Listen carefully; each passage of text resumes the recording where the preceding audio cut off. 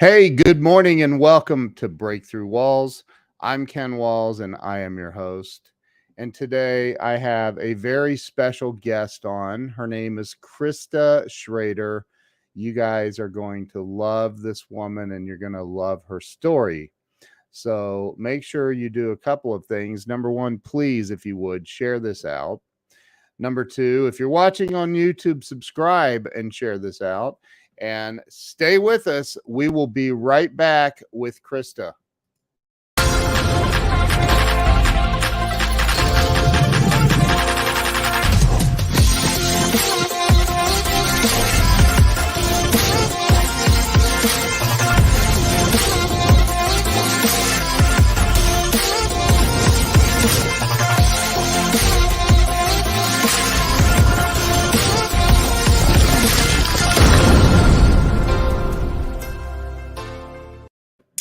And we are back. Let me bring Krista on right now.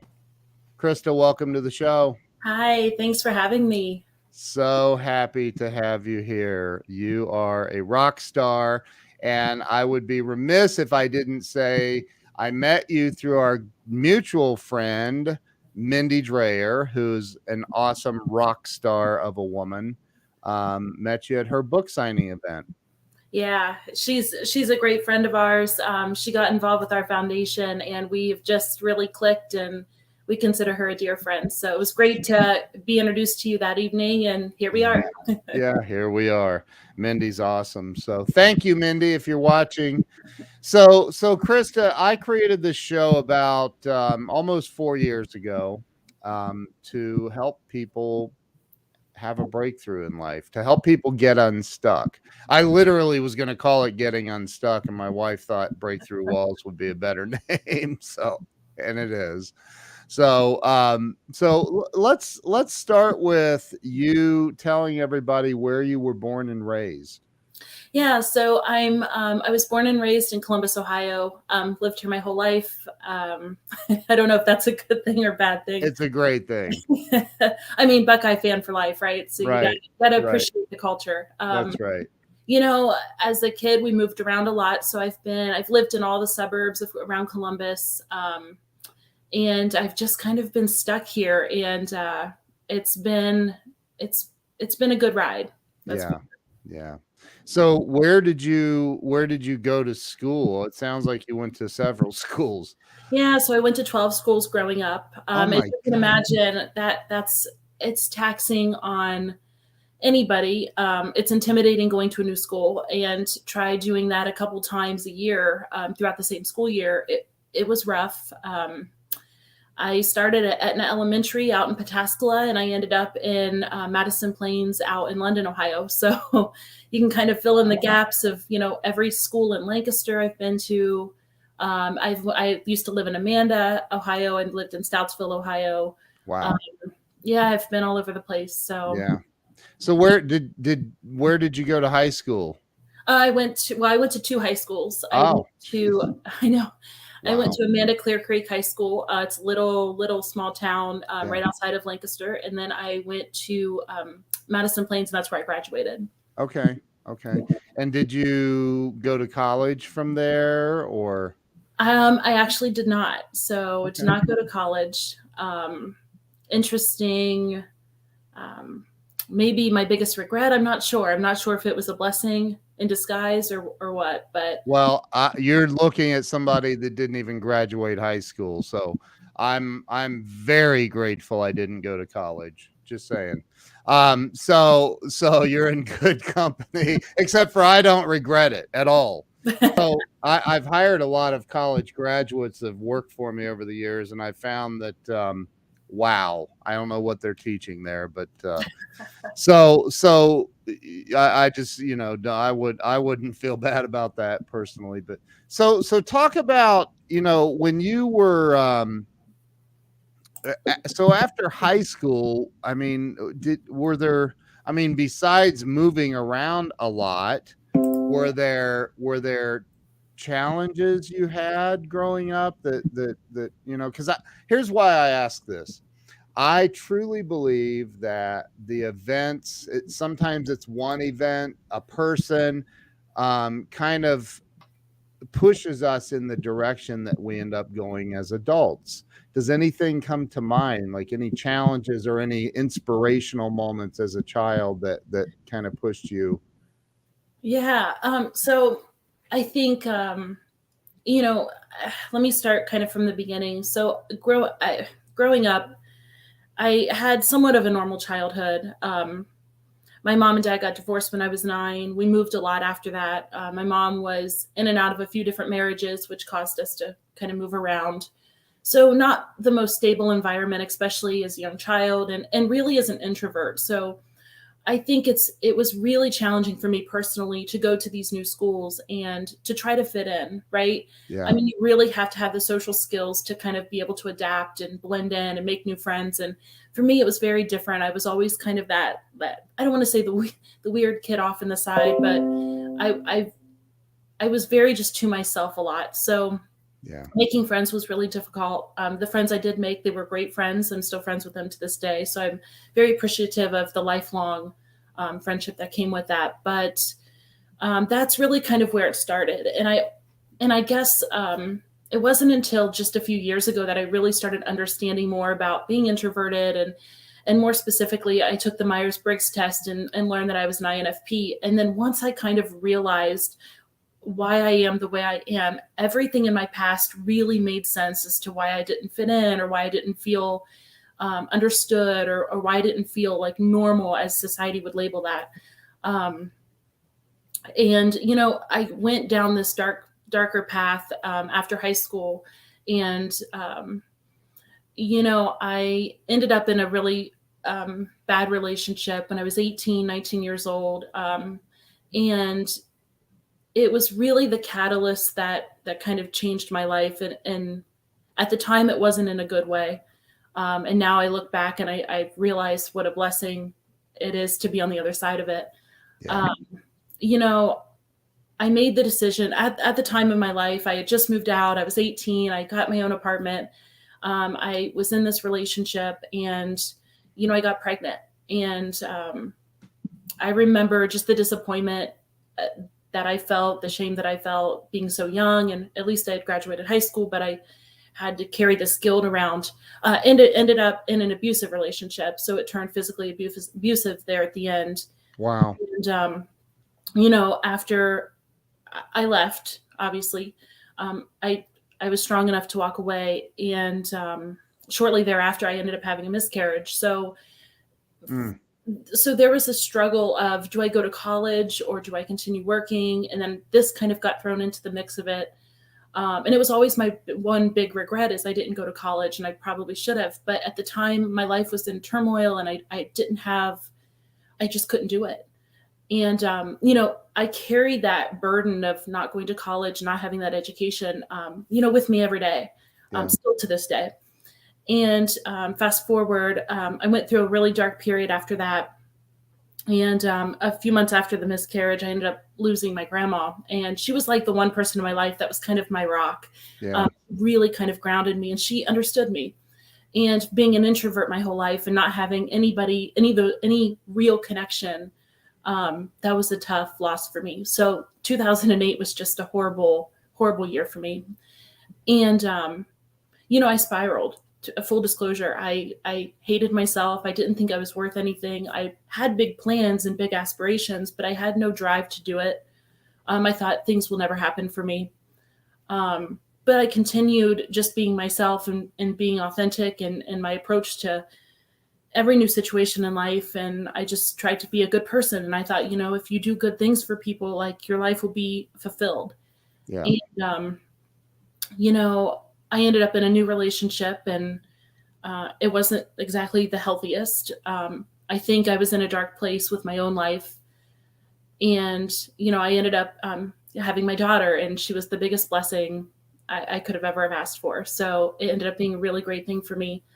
And it wasn't until that relationship where I really started to have this kind of epiphany, this moment of clarity of, this is not how I want to live my life. Right. When you're crying every night, you crying yourself to sleep, not feeling what you need to feel out of a relationship, it's time to get out. And for a long time, I think I blamed the world for my problems. It wasn't until the end of that relationship, which was what, about 5 to 6 years ago, where I just had the strength to get out. And one day I just had enough. And I said, you know what? No more living this life. I mean, we had gone through situations where I'm making life decisions at the gas pump, where I have $18 in my account, and how do I feed a family of 5, because he had 2 other kids. Wow. On that. And it was a struggle. And I'll never take for granted what I went through. And I'll always appreciate what I have now. And, it was leaving that relationship was the biggest moment probably of my life, the turning point, if you will.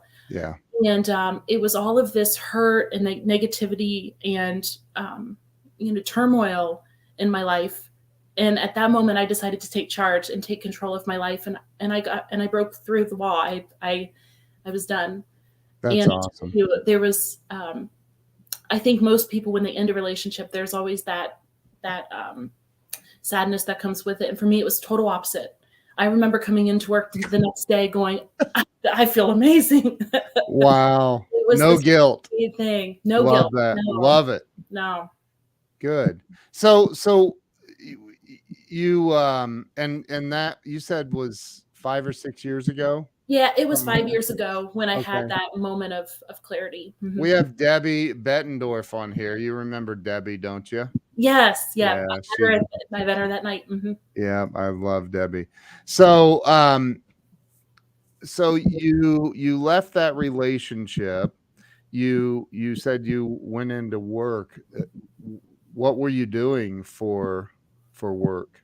Yeah, so career-wise, just to kind of align with the stories, when I was 19, I started at Nationwide Children's. Oh. And it was at this moment where it was, do you go to college or, do I take the career path? And based on everything else that I was going through, I decided the career path. I'd already secured a great job, and I really felt confident in going forward with Nationwide Children's and kind of moving up the ladder, if you will. And for those watching, that you're talking about Nationwide Children's Hospital. Yes. Yeah. Okay. And, I did that for 10 years, and I really enjoyed working for Nationwide Children's. I met a lot of great people that I'm still friends with. It gave me great opportunities. And there at the end, I needed, at this point, I had ended the relationship and I needed a better financial situation for myself. So I needed to make more money. So I decided to leave NCH. But before I left, right before I left was when I had ended that relationship. And let me tell you, it was the best thing I've ever done in my whole life. My whole world changed. And I really am a big believer in, the positive energy that you radiate is what you get back. It's what you attract. And, I might get emotional.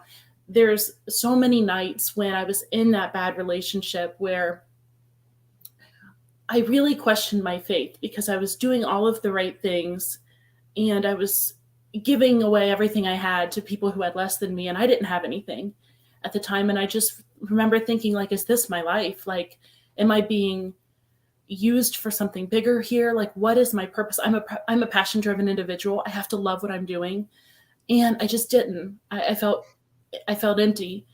And, it wasn't until I had the courage to leave that relationship where I realized that I have the power to do whatever I want to do. And I can impact people on whatever scale I want to do that on. And that's when everything started changing for me. So I'm a big believer. It's just restored my faith. Now it's been an amazing transformation, and I'm really, really happy of the person I am today. So for those watching that, I've been there. I mean, I've been there where you're like, you every day you're telling yourself over and over and over, I can make this work. There's something I can do. There's something I'm doing wrong that if I just do it, like you go through that, right? Mhm. And for those that are watching, whether it's there are men and women watching, that may be going through the same struggles in a bad relationship or whatever. What kind of what do you say to them? I mean, you know how hard it is, especially if there are children involved. I mean, it Yeah. becomes so what do you say to them? So I'll I'm give gonna give you full screen, by the way, so don't freak out. you no worries. I see myself. Um, so I'm going to give you a story, and then I will give you an example of what I would say to those people. Okay. So my story is this. So 5 years ago, excuse me, um, we took a family vacation, my ex and I, and we went with my family. We went up to Drummond Island in Michigan, beautiful place. On this family vacation, now that was a 10-hour drive from Columbus, Ohio. Yeah. And of course we drove together. So that was interesting. Yay. So we were there. It was middle of the vacation. We went to dinner one night at the only restaurant on the island. And it was during this time he proposed to me at the dinner table, and my whole family was around. It was all my aunts and uncles, my cousins, my brother, everyone. And, wow. In this moment, I got up, and before I could answer, I couldn't contain my emotions, and I ran out of the restaurant. Now it was packed. It was the only restaurant on the island. It was dinner time. And oh my God, I started crying hysterically. I couldn't stop.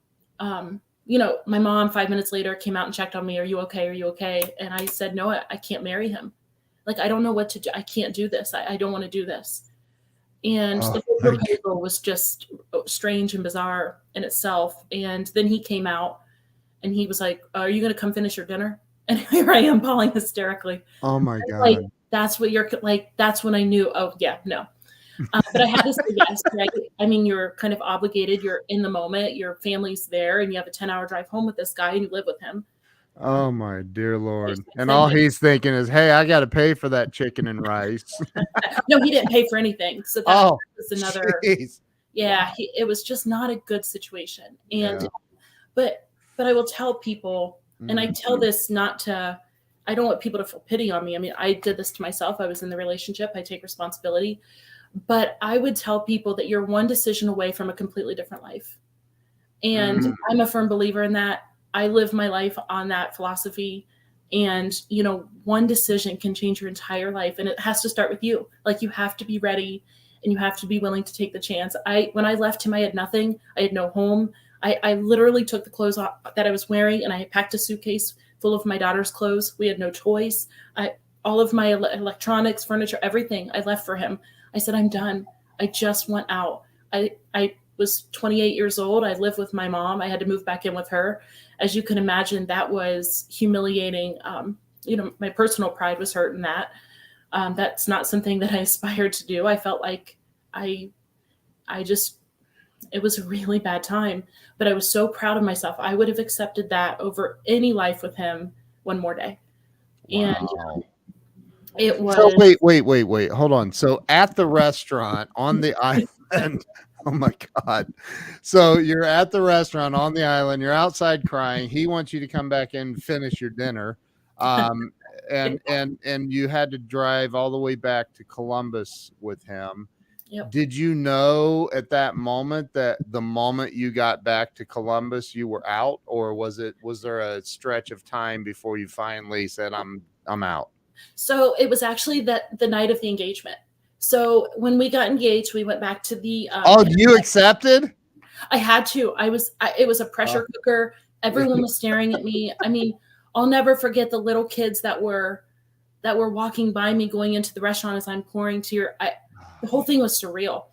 Wow. And that night we went back to the cabin. So we all had we had a large cabin that we rented for the week, and all my family stayed in this cabin.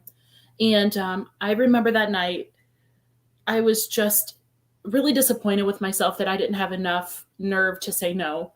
But then again, given the situation, it was hard to. Yeah, sure.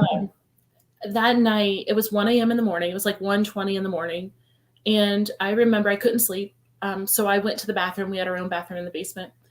And I locked the door and I just broke down on the floor. I just cried and cried and cried and cried. And the only person I could think of, I needed to talk to somebody. I had no one.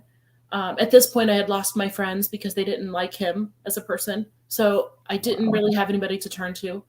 I didn't want to talk to my family about it because they didn't like him either. And I wanted to keep them as separate from the relationship as possible. So the only person I could talk to was my, well, now husband. He was a good friend at the time. And I emailed him and I said, Richard, I'm like, what? We just got engaged. I don't know what to do. And I'm really sad. And, like my heart hurt. And he responded right away, which was surprising to me. And he said, at 1:20 in the morning, 1:20 in the morning, he said, go Richard. He said, this is the best it's ever going to be. This should be the happiest day of your life. Like it doesn't get better from here. Oh my God. Yeah. So that was a great moment for me of, if this is the best it gets, like, I am out. I want nothing to do with it. Solid advice though. Shout out to might have been, yeah, Richard. That's some good. That was slick. I love that. Wow. That's crazy. So when you got back, did you know? Yeah, I knew the whole way back. Unfortunately, on the way back, he know? He did not. So we stayed together for 2 months after. And that was more of a transition period for me. That was, you have to get back to real life. And I went back to work right away the next day. And I really had to digest everything of what was going on and really get my bearings, and it was an interesting, tumultuous 2 months, a lot of angry moments, I think resentment on my part. Like, how could you do this in front of my family? Like, if you truly knew me as a person, you would know that I don't like scenes. I really just like being the quiet person in the opposite side of the restaurant. I enjoy that. So to be kind of out in public, making this big scene was not me. And, well, you're making a big scene today. I know this was a lot. This is full disclosure. This is one of my personal development goals, is I love it. Be more confident and less afraid of who I am. So this is a big step for me. I love it. Look, I don't know who Facebook user is, but they said, gotta love Richard. That's right. He's the best. So you stayed together for a couple of months. Again, I think anybody watching, well, not anybody, but if you've ever been in a really bad relationship and a lot of people can relate to that. I know I can. So with so there was definitely no love there. You had left Nationwide Children's Hospital. Can we just call it Children's Hospital for now? Yeah, that's right. I'm kidding. So you'd left Children's Hospital. What were you doing? Were you still in the medical world, or? I was. So at Children's, one of my positions, I worked in the medical staff office. So I did credentialing work for all of our physicians and nurse practitioners there. I enjoyed it. It was something different, and it was definitely a fast-paced job. I think one thing for me is complacency, and I don't do well in complacency. So with this job, it was unique and challenging and great. And I actually had a friend who had went over to Ohio Health and did credentialing for them. Now, Ohio Health system is a lot different than NCH, right? You have multiple hospitals and you have multiple different providers that you credential. So you have, your nurse practitioners, and then you have, other specialties that you have to credential. It wasn't just physicians and nurse practitioners. You had social workers and anybody who wanted to be a part of that Ohio Healthy Network. And they're the largest in the country, aren't they? Hospital system. I'm not sure. I think I know they're the largest in Ohio. I'm not sure about the country. But my sister's a nurse practitioner with them, so it's a great hospital system. They have great people there. In fact, I'm very close with my old director who I worked for, and I just made more money. And it's funny in retrospect. Everything is always so different, right? Yeah, right. I left NCH, a 10-year tenure there. for $1.25 more an hour. And I think when you put it in perspective like that, it's like, what was I thinking? Like, what are you doing? You're like, I am making $50 more a week. Yes. But when you have a child and I you know, need to get on your feet, it's every penny adds up. And for me, it was something that I just needed to do. And I thought the transition was a great time. And, there's something about when, and I hate to say women, and I don't want to generalize this term, but when we go through a bad breakup or we go through some life-changing thing, we always change our hair and kind of go to that extreme, and we need that fresh start, right? And for me, I equated a new job as a fresh start. There were no bad memories of my ex there. He didn't send me anything. So it was a much needed change in my life. Wow. And that situation, I know you said your first relationship had become violent. Mm-hmm. There was violence involved, and that's just horrible. Did you experience that in this second relationship too? No. Or was that, it was just bad? No. So my first relationship, I'll let you in. You don't have to go into details. I'm just wondering if you found yourself in the same relationship, basically. No. Okay. So this relationship, it was, I was just young and I didn't know really anything about life, and I was inexperienced, and I had a very low self-esteem, and that came from, not fitting in at any schools. And I thought something was wrong with me. Yeah. And when you have somebody that gives you attention, I think you naturally latch onto that. Right. And maybe there was a little bit of codependency going on where I kind of needed that at the time. But after that relationship, so he ended up, he was charged with, it was a felony. It was kidnapping charge, and then domestic violence, which is a misdemeanor. And after that, the whole thing it got really jumbled up. 2 months later, I ended up losing the baby, and that was a really, that was my low point, I think. And then after that, so that was when I spiraled. I drank every day. I remember I was at the bar every day, and it was just a really poor decisions that I was making and bad outcomes that I was receiving.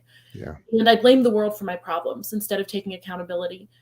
And the next relationship, which was my 6-year relationship with my daughter's father, and it didn't start out negative. I think I was in this bad place, and somebody who comes along and wants to be with you and shows you attention, you latch onto it naturally. And that's what I did.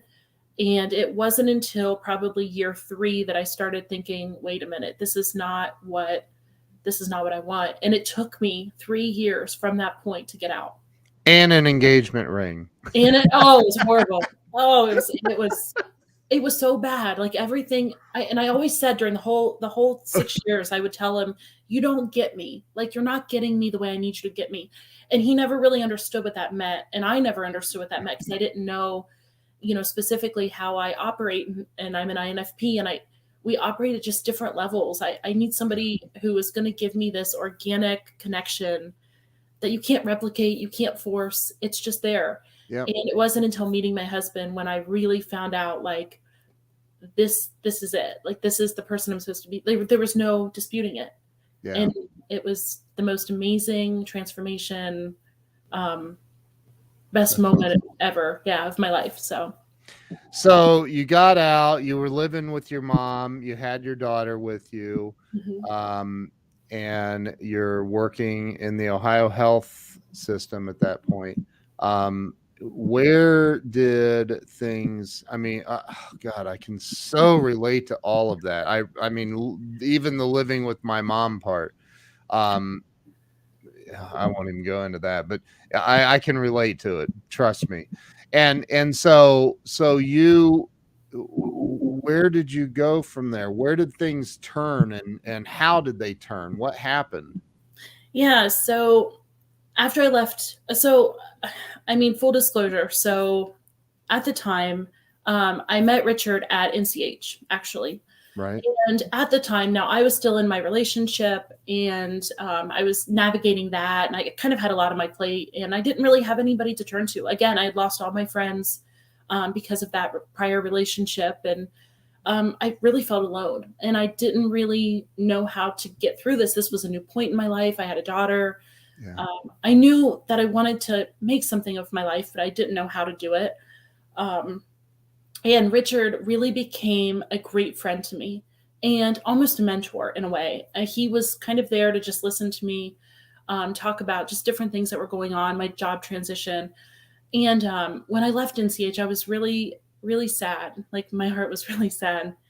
And I thought, I'll never see him again. I'll never talk to him again. The only time I talked to him was at work. So it wasn't until I left work, it was about 2 months later, where I was trying to get like this new normal thing going, right? Like my drive is now different. Everything's different. And he reached out to me and just wanted to meet up for dinner, and just a catching up dinner, nothing like romantic. And so we met at Matt the Miller's one night, and we had this great conversation. And it was kind of that moment where I knew I would never be without him again. I don't know, call it serendipity. Wow. I don't know what you want to call it. I call it like faith, right? Wow. I think that everything, we were living very parallel lives, and I had no idea. I didn't know anything about him or about his personal life. We never ever talked about anything like that at work. And it wasn't until later that year where we realized that like maybe this is the person that we can't live without. And it kind of blossomed from there. It's a great love story. It's one that I think probably sounds a bit cliche. He's a little older than me. And I find that really attractive because he's lived life. He has this understanding and appreciation for life that I do now after everything I'd been through. And I live my life by quotes. I'm in my books all the time. I sometimes get in my head, and sometimes I, stare off into space, and I'm just the happiest person that, could be. And he gets that. And there's awesome. Something, I used to read this quote every day when I was in my previous relationship. And it said, I feel like I'm made to understand, but I'm not made to be understood. And I would always think that in my head, like, why is this so relatable to me?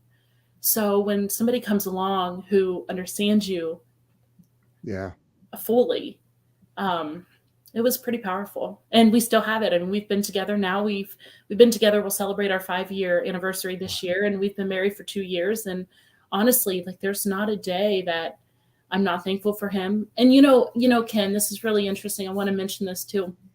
So I think, along with magical moments and what we've started, and we'll probably get to that later. I think there was something really important about my relationship with Richard, even as a friend, and that was he believed in me. And I think that that's one of the most important, probably the most powerful word in the English language, aside from love, is believe. No one has any idea what kind of impact you can make on somebody if you believe in them. And that's what gave me the confidence to start Magical Moments and really kind of get into this world that I'm in now. It's because he believed in me. And that was amazing. That's so awesome. And Richard was the janitor? No. Even if he was, like, I was. Right. That's the point. He could be a 9-to-5 accountant, Right. He could be a janitor. He could be a school teacher.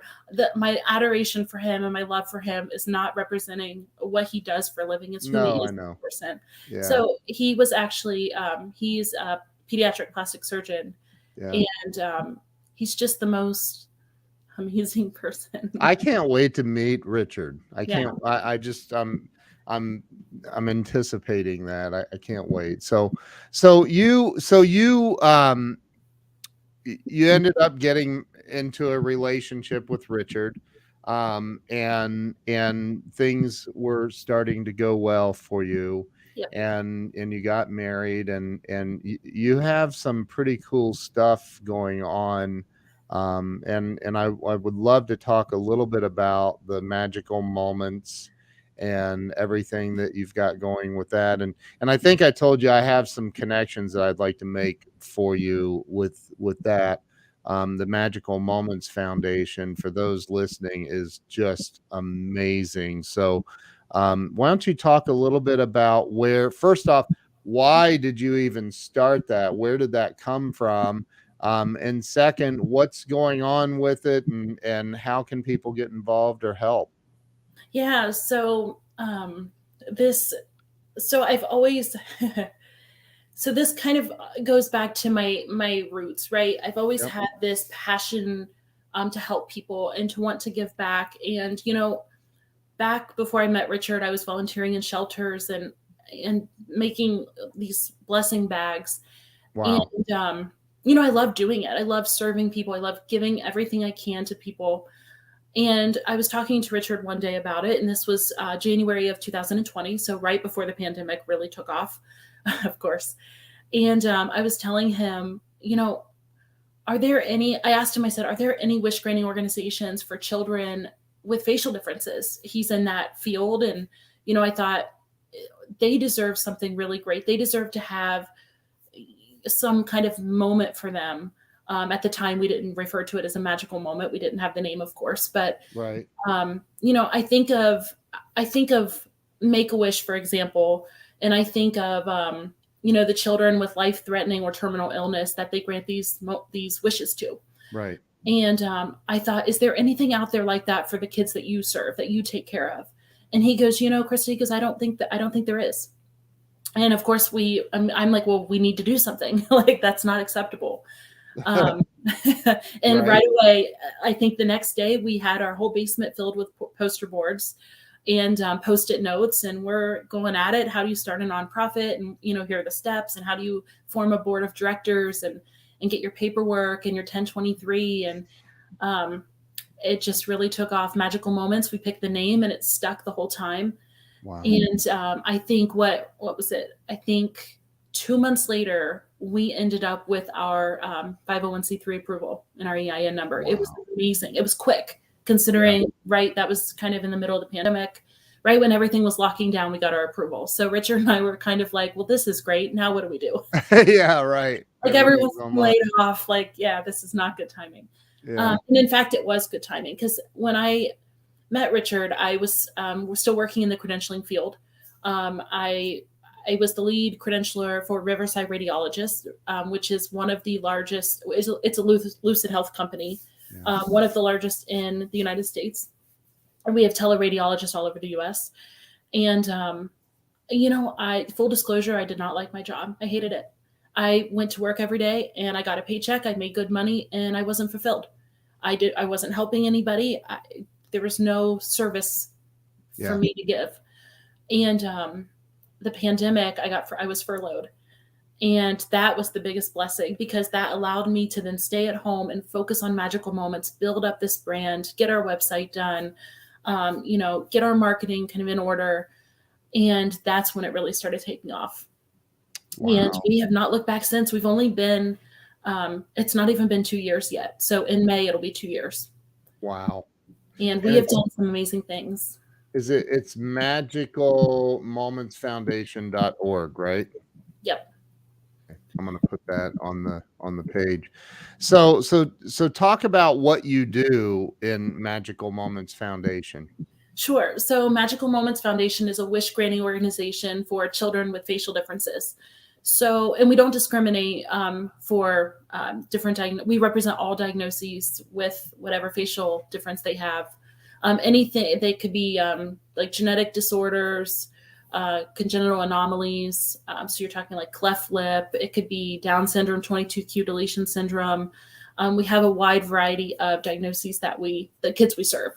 And so what we do is we really want to provide each child their magical moment. And it's a magical moment that works to, restore hope and encourage them to pursue their dreams. Right. And, we've got a few great examples of some magical moments that we've already granted that were just amazing. And these kids, to change the lives of kids, I can't describe, there are no words for me to describe how powerful that is.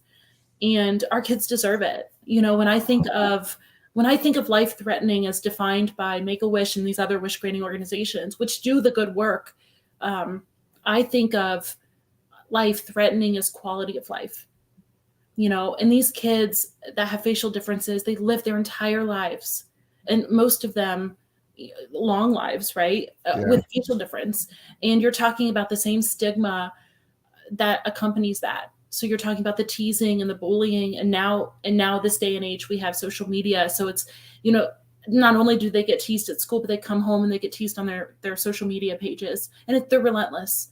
And I think, wow, Richard and myself, like, we really want to help kids, not only surgically as what Richard does for a living, right?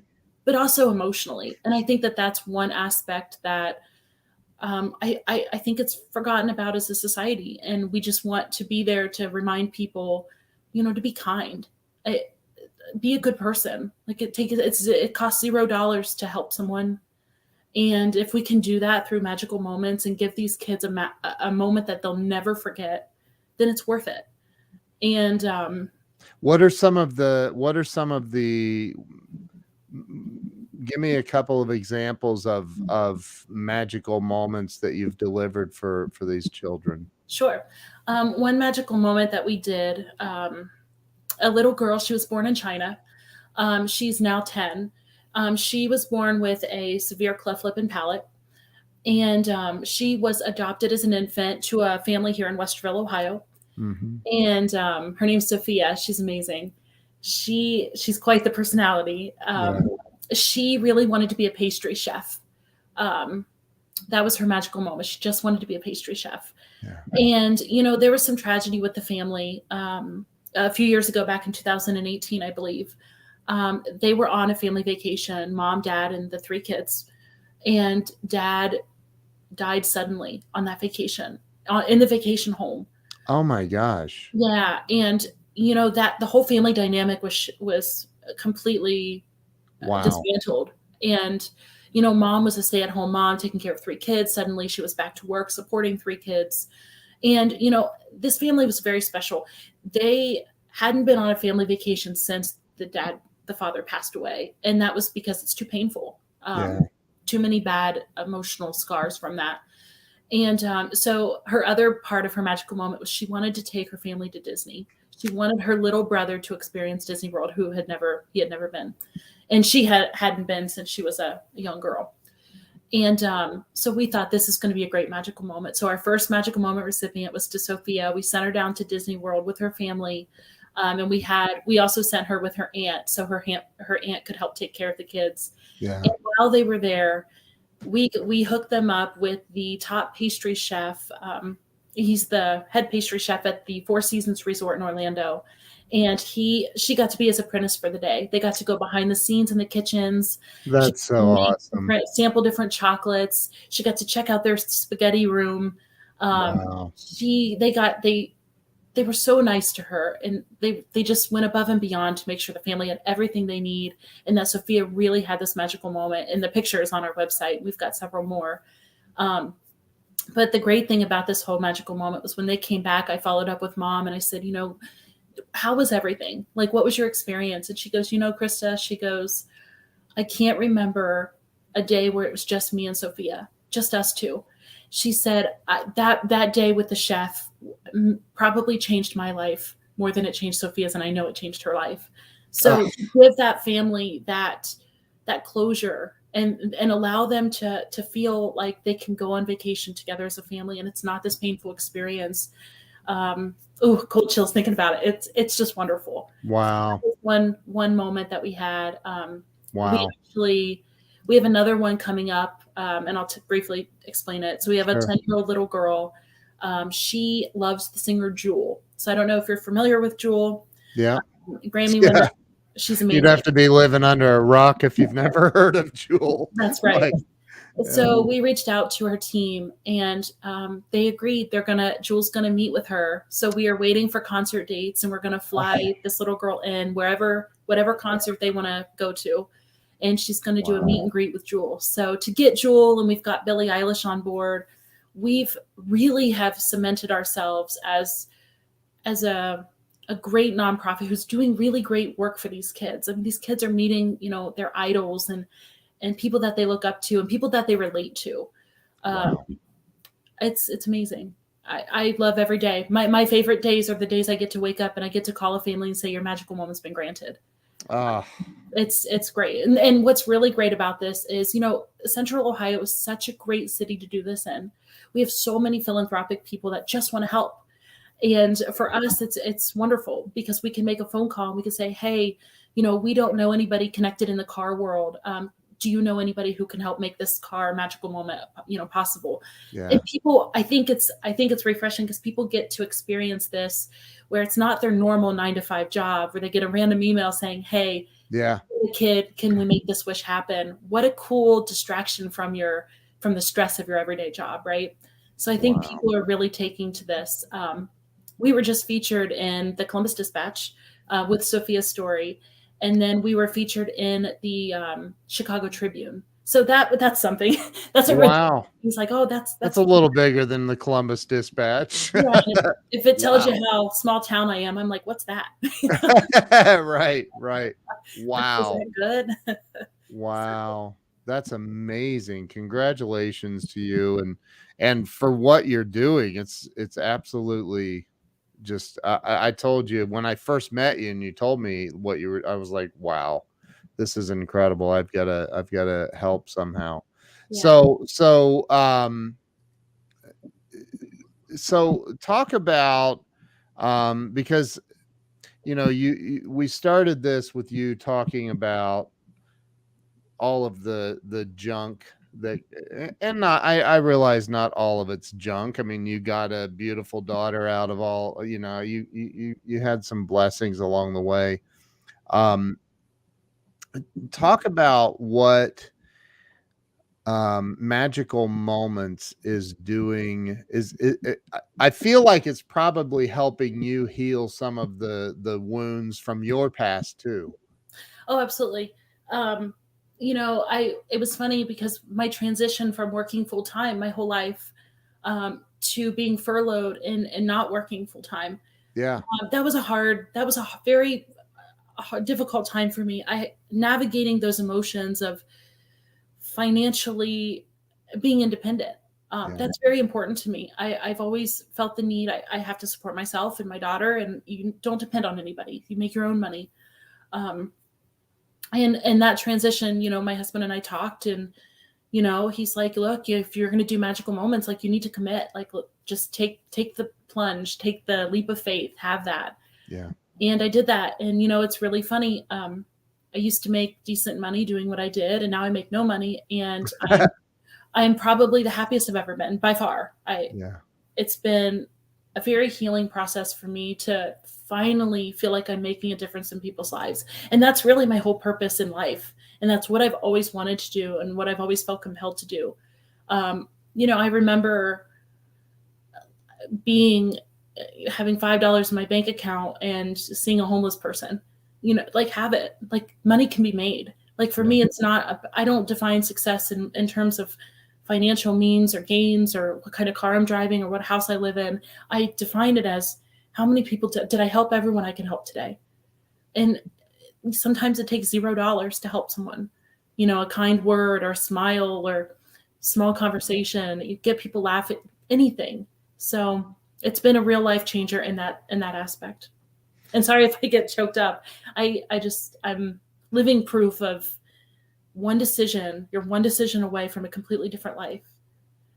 One decision, you know? Well, I want to say, as my dear friend, my brother Glenn Morshower, says, God did not accidentally install tear ducts in your eyes, so it's okay. It's all right. What you're doing is absolutely needed. It's amazing. Your heart is so pure. I just my wife's on here. I see Jill's on here. Um, I think that I look at things because I've been through all of the crap, and I've been down to less than $5, way less actually, like where it's in the negative. But that's horrifying in the moment. And I've always found that when you are doing things to help other people, like everything else just starts falling into place for you. What are your thoughts when it comes to, if I said, Krista, tell me what you think is holding most people back from two things. Number one, financial success, and number two, real freedom and happiness. And I do think they're related because look, I've been broken homeless, and I've been extremely wealthy, and extremely wealthy is way better. I'm just saying it is. It is. Broken homeless sucks. But like, so tell me what you think is stopping people, that holds them back from achieving the next level in life. I have one word for it, and that's fear. Okay. That's the most popular answer. You have to do better. Uh, you know, I think there's okay. Then I think there's different layers to this, right? So there's you have to have the courage to do it. Um, you risk and reward. You have to go and you have to do it wholeheartedly. When you make a decision, you stand by your convictions. You do it with good intentions. You know, I think that's just it's easy for me to sit here now and say it, but when I was going through it, it's just thousands of quotes, thousands of hours reading my quotes and being in my head and trying to relate my life to it and trying to give myself the inner strength to make that change. And finally, when I read that quote, that you're one decision away from a completely different life, that's when I realized it's it. Wow. I can't afford to not do this. And I used to ask myself why all the time. Why? Mm-hmm. Now I say, why not? Like, why not try it? Why not do it? Why not go for it? Take the chance. Like, you know, and my husband's a really great, I consider him a philosopher. A he, what? he's just so insightful. He's got the best words of encouragement. And he gives these great leadership talks about love and vulnerability and what that truly means to be a leader and how to inspire people. So he's been my sounding board through all this. And anytime I, you know, feel weak or insignificant, you know, he's there to remind me that like you can do this and you've got this. And it's just been when you have that kind of affirmation in your life, Yeah. um, you know, it's amazing what kind of strength you can pull from that. So, you know, I'm sitting here thinking, because I know, I told you I used to have an office in Powell for many years. My wife and I, when we first met, we quickly decided we're going to open an office in Powell. And I had a handful of employees, and this one day, one of my employees walks in, this big dude that worked for me. He said, there's a guy out in the parking lot looking in the windows of your SUV. And I'm like, well, tell him to get out of here, man. I'm like, you're bigger than I am. Go kick his butt or something. And he's like, well, he's got it blocked with his tow truck. And I'm like, oh no, he was there to repo my car. Everybody's getting paid except for us, right? And so I can remember standing in the parking lot with my employees watching my car get towed away. And all of these thoughts are going through my head at a million miles an hour. And I'm thinking, what's the point of going on? What's the point of being here? Like, this is ridiculous. Felt like one of the lowest moments of my life. And, during this pandemic and all of the lockdowns and the furloughs and the people losing their jobs and their career, the suicide went through the roof in this country, in the world. And, a lot of people have lost hope. And so my question for you is, if there's anybody watching that is at the lowest point they've ever been, and financially and everything else, and they feel like they're hanging on by a thread, what do you say to that person to help them get through to the next moment where and I know it gets better, but what do you say to them? Whew. I think hope is a great word. There's always hope. no matter the situation, no matter how limiting it may seem or feel, or even being completely alone with nothing, there's always hope and faith. I think faith is a really, really, really strong factor in what I decided to do. I used to think that God forgot about me. And you had to persevere through that, and you really test you. So to come out on the other side of it, I would tell people just to have faith. Because God hasn't forgotten about you or anyone else. Yeah. Wow. So powerful. So powerful. What words of encouragement, or are there any other words that you would like to leave with the audience today? Yeah, if anybody, first of all, anybody can reach out to me at any point. I love having these conversations. They're much needed. And there's something, I don't know, I don't want to say taboo about it, but I think giving people the permission to feel and the permission to love each other and take care of each other and this vulnerability aspect of life, I don't think that people feel comfortable doing that. So, if there's anybody that just needs to vent, I'm a great listener by nature. That's just who I am. I think giving people the permission to feel the moments, the good, the bad, everything, and then to have faith through those moments, to persevere, to push through. You're the one decision. If I'm living proof of it, and it's wonderful.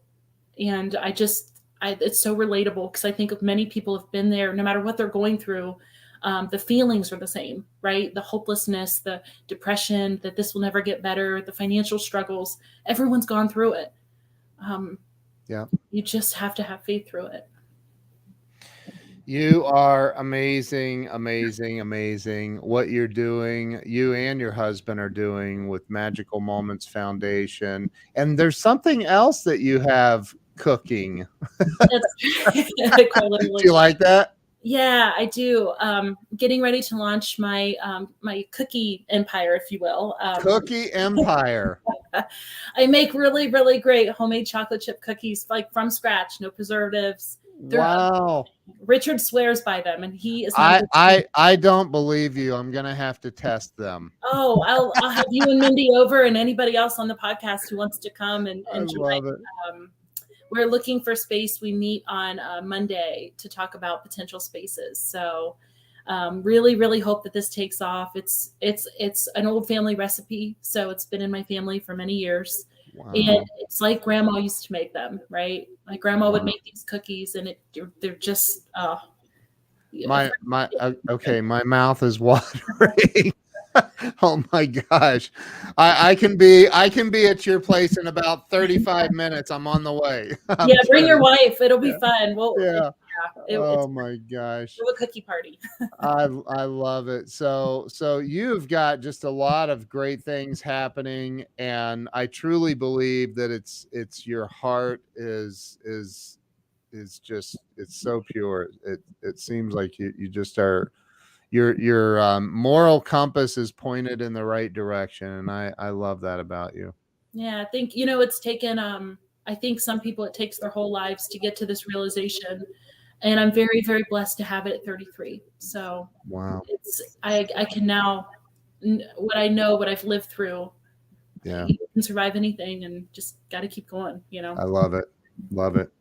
Well, and where can everybody follow you? Where's the best place to follow you on social media? They can add me as a friend on Facebook, or they can like Magical Moments. We're super busy with we have like 6 Magical Moments in the works. So I haven't been posting a lot this year, but that's because we're behind the scenes making it all happen. Yeah. But they can follow Magical Moments on Facebook, Instagram. I have an Instagram as well. And again, if anybody just wants to vent or reach out, I love having these talks, and any way I can help somebody, I'm all for it. You're awesome. Krista, thank you so much for being on today. Everybody, make sure you go follow Magical Moments Foundation on Facebook and Instagram, and wherever else you can find them. Krista, you're awesome. I cannot wait to meet your husband.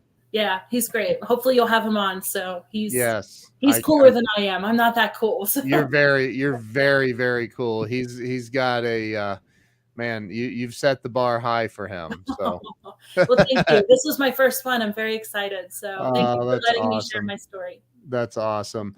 All right. So everybody go follow Krista, follow Magical Moments Foundation. Pretty soon you're going to be able to follow her. Is it a bakery? Is it I don't know what you call it. It's a bakery. And Krista's Cookies, is that what it's going to be? What's it going to be called? Krista's Chocolate Chip Cookies. I haven't made a Facebook page for it yet. I'm waiting on my EIN number to come back, and as soon as I get that, it'll be off to the races. So hopefully next summer. Follow Krista. Follow her everywhere. You're doing great things. So thank you so much, and thank you to everybody that's been on here and watched. If you shared this out, thank you. You may even get a chocolate chip cookie for that. I'm kidding. Oh, absolutely. I'm kidding. She's not mailing those all over the world, so don't ask.